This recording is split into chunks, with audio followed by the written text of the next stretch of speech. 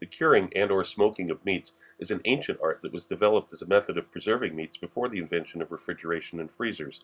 The odd thing is that even though now we have refrigeration, almost all of the cured meats you can buy are still packed with the same massive doses of salt and nitrites that were needed 100 years ago. A more gentle curing process offers the opportunity to create subtle nuances of flavors that can't be achieved any other way. Of course, you can use this sort of meat for a simple sandwich as you would pastrami or corned beef, but you can also incorporate it into phenomenal pasta dishes and other applications. This isn't just a brine. This is essentially a pickling solution. So we have the 150 grams of coarse salt here, about half a cup, black peppercorns, brown muscovado sugar, you can use dark brown sugar, mustard seeds, juniper berries, cloves, garlic, granulated garlic, bay leaves. I know I said 2, but these ones that I got are quite small, so I'm using 3, and the MSG. And into 1 liter of water that's on the stove, getting hot. There goes the salt. Everything all gets dumped together, and we're going to heat this up until the salt dissolves. Now, the salt is dissolved.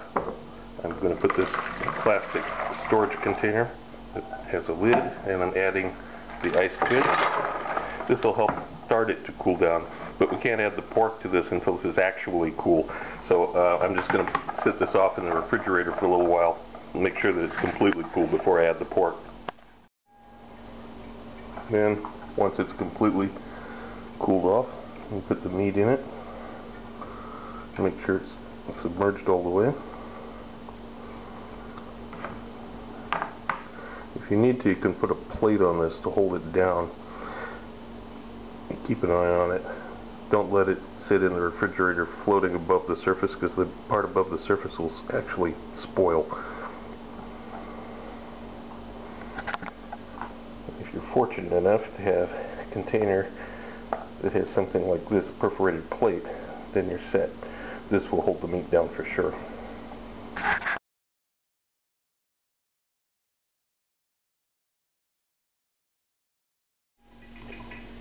After the week has passed, you open it up and you're going to remove the meat and run it under some cold running water. Now I've got the other ingredients assembled here: the carrots, celery, onion, garlic, and I'm going to put the black peppercorns and the coriander seeds in a little satchel like this so that they're easier to remove later. You don't have to do this, but then you'll be picking the spices out of the meat. Put the meat in the bottom of a pan, fairly close fitting, you notice. Vegetables, put spices in, and I'm going to add enough water to cover it with a little bit of extra, and bring this up to a simmer. And simmer for about 3 hours.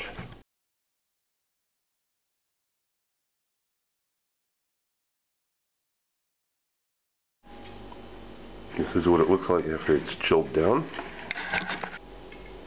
And then we do the very light smoke.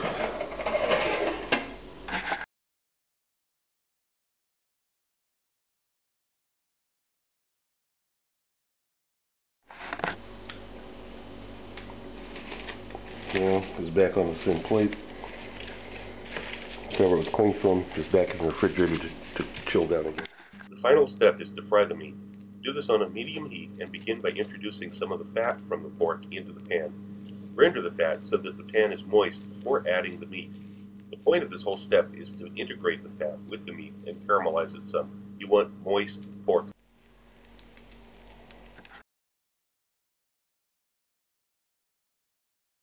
If you like my videos, look for my cookbook, now available through Amazon, Barnes & Noble, and other internet bookseller sites. Also look for my cocktail book, Cocktails of the South Pacific and Beyond, Advanced Mixology, available through Amazon online.